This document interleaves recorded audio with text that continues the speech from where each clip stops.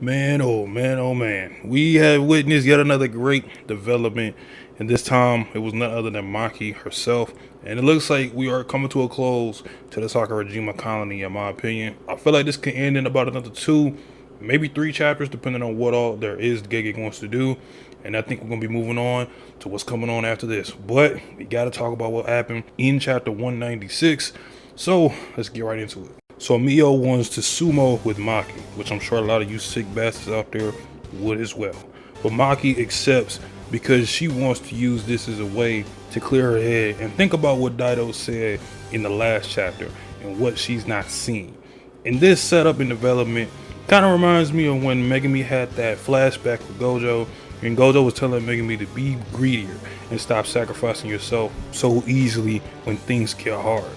Now, Mio's simple domain is very different from normal domains. Although it's extremely simple, it's a mini domain to almost in the way it works, where Mio and his opponent just purely sumo wrestle. That's it.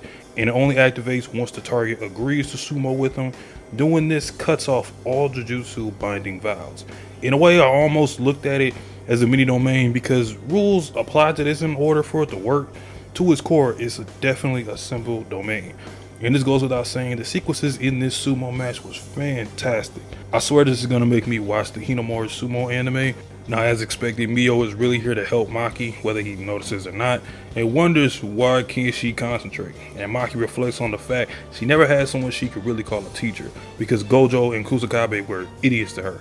Not because of pride or she refused to have one, she just never considered growing stronger by relying on someone else.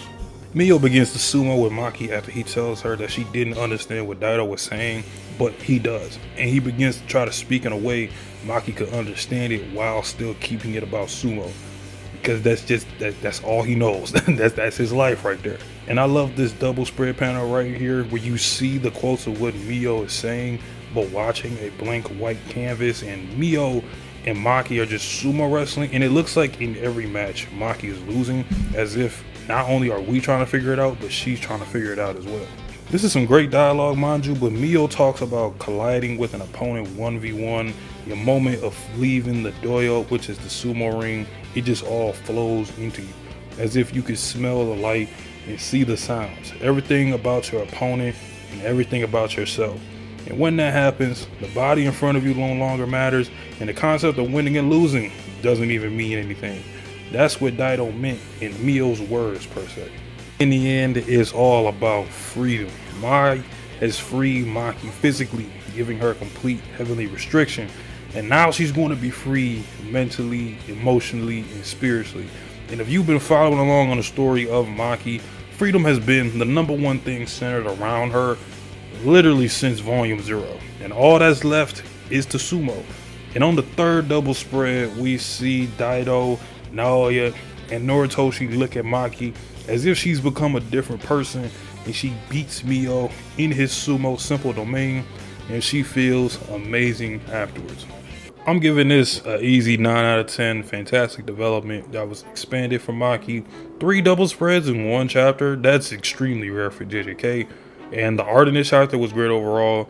Mio and Daido, I think I could say nobody had expectations for them, as they came in pretty abrupt and with a feeling of like comedy characters, but they served their role as support characters, and they were way more entertaining than I thought.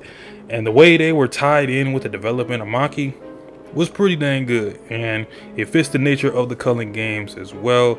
And as in the end, only the strong will remain, and I think Maki is going to be a part of that strong bunch of people.